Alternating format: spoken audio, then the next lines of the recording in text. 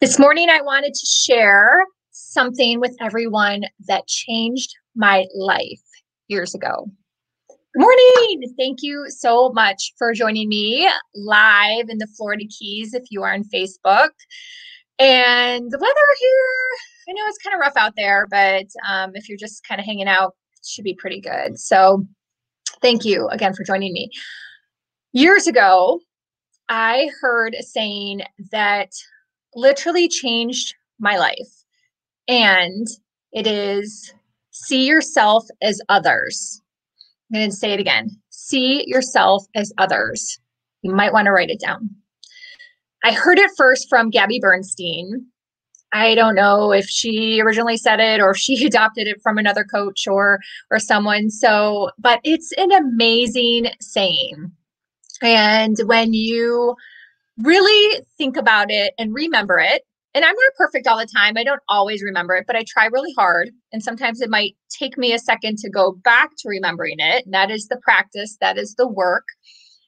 But when you really take a moment to think about what someone else might be going through, it really can help shift things, put something in perspective, and then also take off a lot of pressure. We all put so much pressure on ourselves to be perfect or to deal with judgment or challenging situations in your life or in your business. And sometimes there's things that just are out of your control. You can't control them, right? And for us, with Ryan and I, we have lots of those factors all the time. And, years ago, there was someone in my life that I was really struggling with, and I had to cut ties with that person. It was a huge decision to cut ties with that person, but I do believe it was the best. And how I did that was really taking a few moments to think about that other person and seeing myself as that other person, and then realizing I can't change that other person, but that other person's behaviors affect me and my energy. So I need to set boundaries and cut loose. But when I started to really implement that phrase, see yourself as others, it just helped alleviate the stress. It helped me love them from a distance and bless them and move on.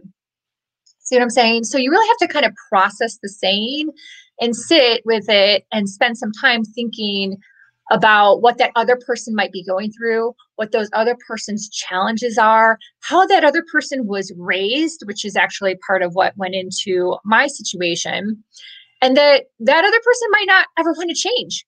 And that's okay. So you see them for themselves and you let them go.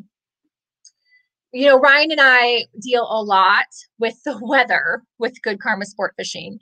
And it's just something that's not in our control. And, just sometimes over the years, sometimes people, we need to do a better job of understanding that they're excited to go on vacation. They're excited to be here. They're excited to go fishing with Ryan. And we tend to forget that, right? Because we're just busy doing our thing. And my husband is the least arrogant person you ever want to meet. He's just a nice guy. So sometimes he just forgets that, hey, someone's excited to go fishing with him, right? Or they're on vacation. So often we have to even look at our business standpoint from there when when he reschedules or shifts somebody around, that they might be a little sad. They might have a little bit of sadness. Oh, you're moving me to another day, or we have to reschedule. But it's just part of our gig. It's part of what we do. And if you follow my husband, you know it. He takes it very seriously because he podcasts about it and puts it in his newsletter and his content. But we have to sometimes just take a simple step back and see ourselves as others, because we live here in the Keys. So yeah, we're lucky, and believe me, we have not forgotten where we came from in snowy, cold Minnesota with negative degrees for months and months and months. But it is something that now we are lucky that we live here. We're very blessed. So we have to remember that people come on vacation down here and they're really excited and want to go fishing. And sometimes we can't control the weather. So we have to kind of take a step back and be like, okay, this person, we just have to recognize that, they're excited to be here and we need to see ourselves as them. So once you get in the habit of thinking about this phrase, you start to realize that you can use it in all these aspects of your life. You can use it in communication, and it's something that I include in my chapter on communication in my book that's coming out March 9th, Confidence Mastery for Couples, a roadmap to a more intimate relationship, because it is life changing. It is truly life changing when you can start to see yourself as someone else. And let me just say it again. That does not mean you have to change. That does not mean that it's their behavior's okay. It does not mean that you don't have to set boundaries, but it just helps alleviate some of the pressure you might be putting on yourself and just create this place of ease and flow and understanding of where someone else may be coming from. And it can also open up communication and dialogue so you just understand each other better.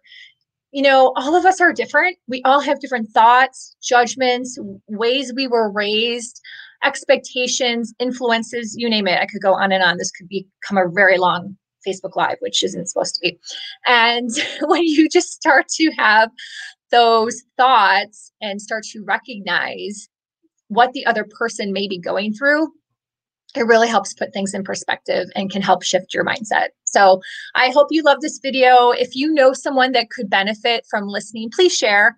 I just ask that you share. My information is in the notes on my website so we can connect further. And I thank you so much for watching, and I hope you have a beautiful day. Thank you.